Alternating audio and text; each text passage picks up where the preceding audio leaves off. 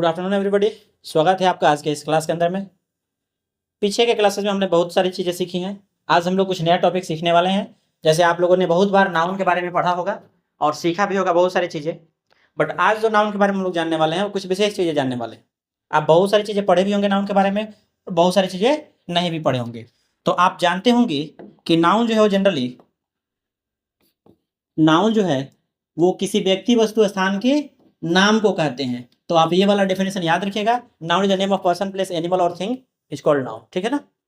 इसके 5 टाइप्स हैं। Proper noun, व्यक्तिवाचक संज्ञा। अगर आप कॉपी करना होगा तो हमारी बातों को सुन करके ही आप कॉपी कर लेंगे। इस भरोसे मत रहेंगे कि हम लिखेंगे तो आप भी लिखेंगे। ठीक है ना। कॉमन नाउन, जातिवाचक संज्ञा।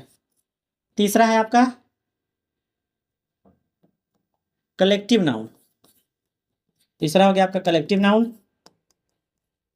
समूहवाचक संज्ञा। चौथा आपका नाउन है मटेरियल नाउन,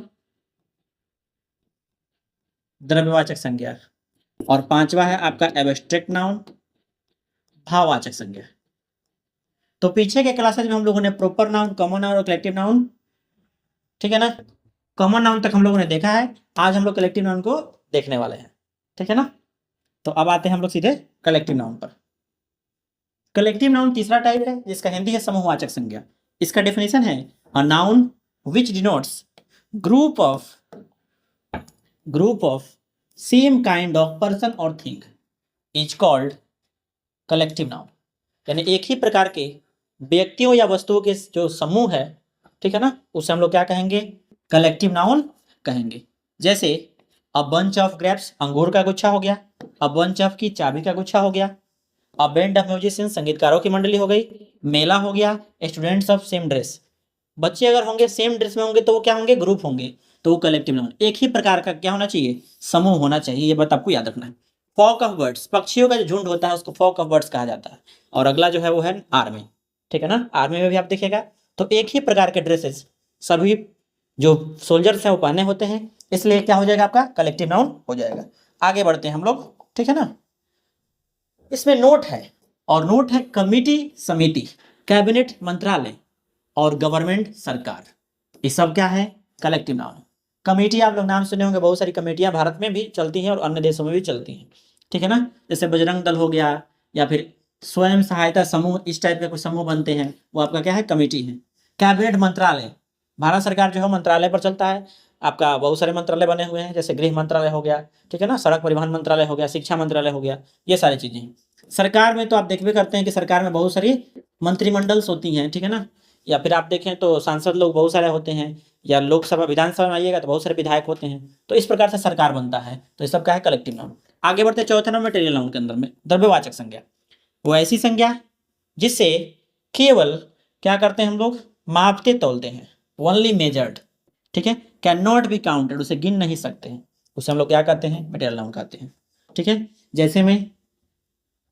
जैसे में आपको याद होगा, ठीक है ना, जैसे में क्या हो गया, ऑयल, मिल्क, राइस, पल्स, ठीक है ना, ये सारी चीजें क्या होती हैं, मटेरियल नाउन होती हैं। इनको आप केवल क्या करेंगे, मापेंगे तोलेंगे, इसे गिन नहीं सकते हैं आप। ठीक है ना। ये ठीक है ना, इन सब चीजों को आप याद रखेंगे।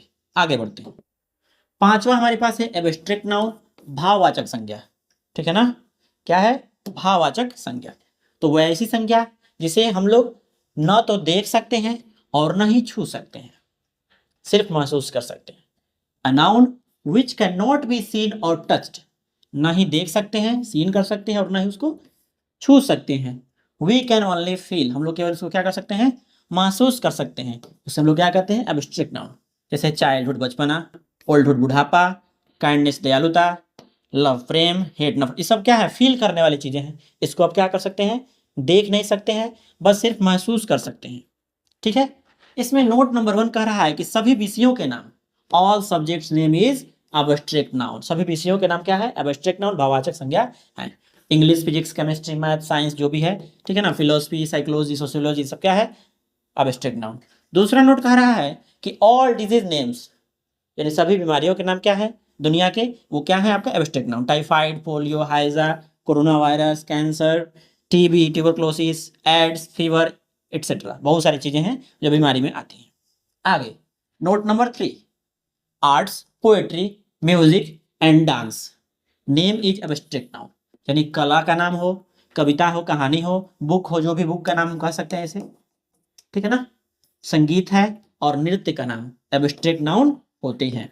जैसे मधुबनी पेंटिंग, ये फेमस है, आर्ट एंड कल्चर में आता है, ठीक है ना।